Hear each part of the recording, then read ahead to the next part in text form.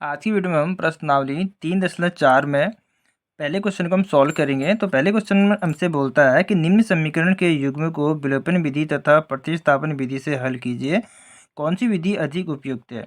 दोस्तों हमको कुछ रेखीय समीकरण दिए हुए हैं और हमसे कहा कि विलोपन विधि या प्रतिस्थापन विधि दोनों में से किसी भी विधि से आप इसको सॉल्व कर सकते हो। क्योंकि दोस्तों हमने पिछली प्रश्नावली में सारे क्वेश्चनों को हमने प्रतिस्थापन विधि से सॉल्व किया था, तो अब हम विलोपन विधि से सॉल्व करेंगे ताकि आपको पता चल सके कि विलोपन विधि से रेखीय समीकरण को किस प्रकार से सॉल्व किया जाता है। तो चलिए दोस्तों हम क्वेश्चन को सॉल्व करते हैं, जिसके अंदर हमारा पहला क्वेश्चन है x + y = 5।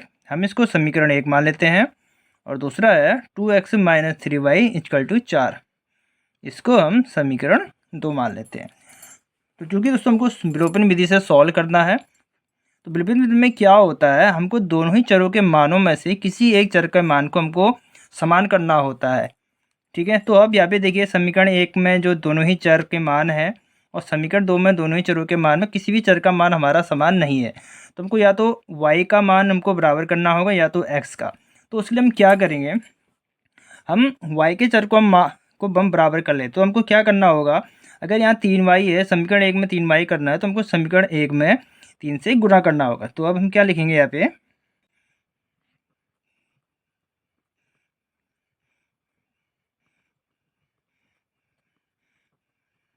समीकरण 1 में 3 से गुणा करने पर, तो हम 3 से गुणा करेंगे तो हमारा क्या आ जाएगा, समीकरण 1 3x + 3y = 3 पंचे 15। हम इसको समीकरण 3 मान लेते हैं।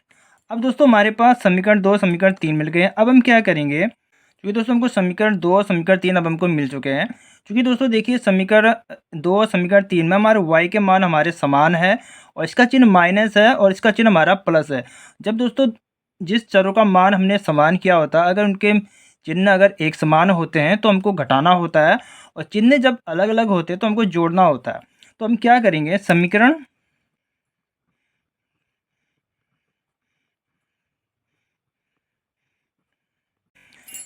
2 में समीकरण 3 को जोड़ने पर, तो हमारा समीकरण 2 है 2x -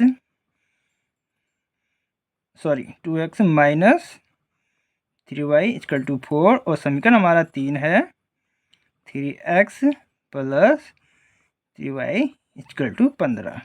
तो अब इसको जोड़ना है, तो अब क्या करेंगे दोस्तों, ये प्लस है और ये भी प्लस हमारा जुड़ जाएगा, ये हो जाएगा 19।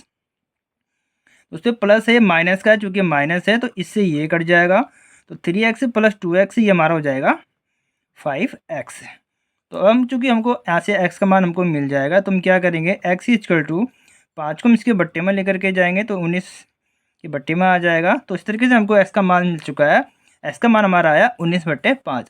अब हम क्या करेंगे, इस x का मान समीकरण 1 में रख लेते हैं। ठीक है, तो x का मान समीकरण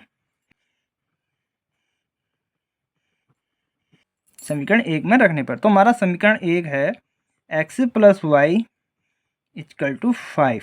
क्योंकि हमको x का मान मिल चुका है 19/5 + y = 5। तो अब हम क्या करेंगे दोस्तों, अब हम इसको सॉल्व करेंगे। तो कैसे सॉल्व होगा, अब हम इसको इस तरफ लेकर के जाएंगे, 5 ये हो जाएगा माइनस का 19/5। क्योंकि दोस्तों ये भिन्न में है तो अब हम इसका एक मान लेते हैं और हम एलसीएम ले लेंगे। तो एलसीएम हमारा आएगा 5।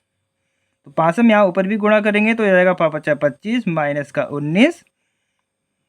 तो आगे हम इसको सॉल्व करेंगे, तो 25 में से आप 19 घटाएंगे तो ये आपका आएगा 6/5। तो दोस्तों इस तरीके से हमारा जो y का जो मान है ये हमारा आ गया है 6/5। तो दोस्तों इस तरीके से विलोपन विधि से आप x और y के मान आसानी से निकाल सकते हैं। तो चलिए दोस्तों हम अगला क्वेश्चन देखते हैं। दोस्तों सेकंड और थर्ड वाला क्वेश्चन भी आप फर्स्ट वाले की तरह ही आप आसानी से सॉल्व कर सकते हो, क्योंकि उसका जो रेखीय समीकरण है सिंपल दिया हुआ है।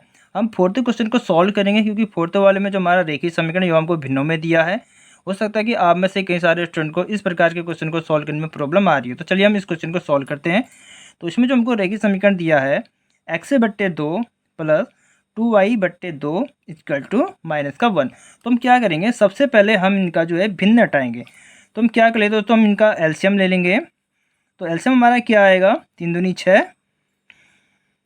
3 की गुणा यहाँ होगी 3x plus 4y equal to -1। इस 6 को हम यहाँ लेकर के जाएंगे तो ये हमारा आएगा 3x plus 4y equal to -6। हम इसको समीकरण 1 मान लेते हैं। अगला जो हमको देखिए समीकरण दिया है वो है x माइनस वाई बट्टे 3 इक्वल टू 3।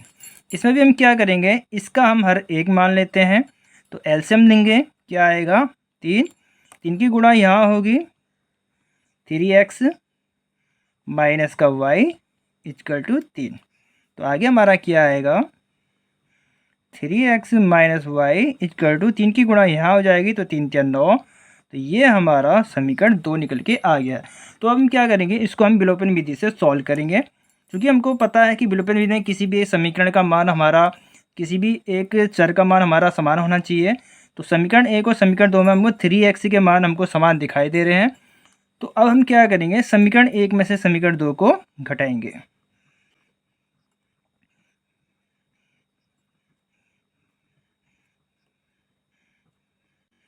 समीकरण 1 में से समीकरण 2 को हम घटाएंगे, क्योंकि दोस्तों हमारे दोनों ही समीकरण में x जो चर है उसके मान हमारे समान है। जब हम घटाएंगे तो इनका चिन्ह हमारा चेंज हो जाएगा, तो ये आपस में कट जाएंगे, ठीक है।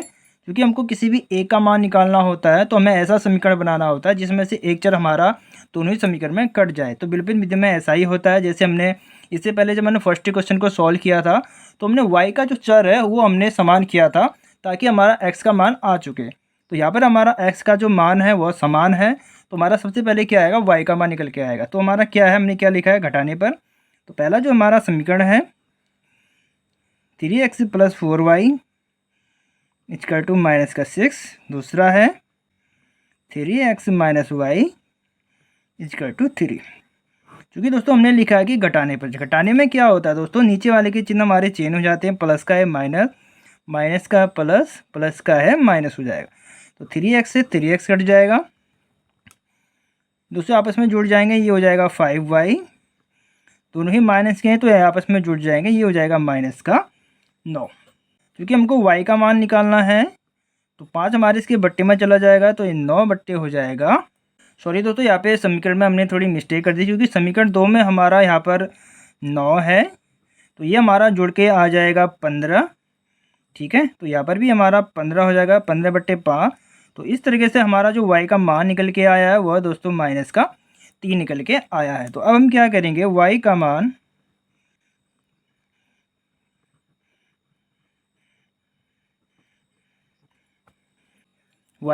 समीकरण 1 में रखने पर, तो हमारा समीकरण 1 है 3x plus 4y equal to -6।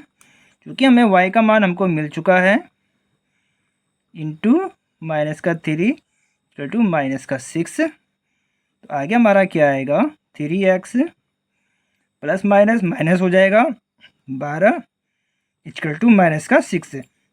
अब हम क्या करेंगे, इस 12 को हम इस तरफ लेकर के जाएंगे, तो ये हो जाएगा 3x, इस तरफ जाएगा प्लस का हो जाएगा -6। क्योंकि जिसको हमको x का मान निकालना है, तो दोस्तों 12 में से 6 कटेगा 6, 3 इसके बट्टे में चला जाएगा। तो इस तरीके से हमारा जो x का मान है वह दोस्तों 2 निकल के आया है।